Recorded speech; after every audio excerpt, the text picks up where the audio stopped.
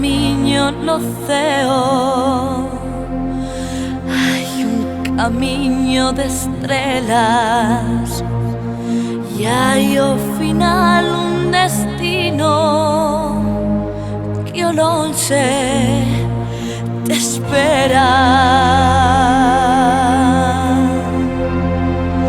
Levántate, peregrino, que horizonte clarexa e homes, mulleres e nenos seguen xa lúa estela.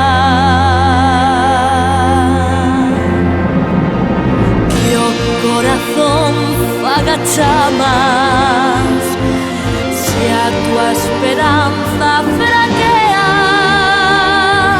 e que a tua fe che de alas para que andar non te venza, e que se Deus o permite, vexa el océano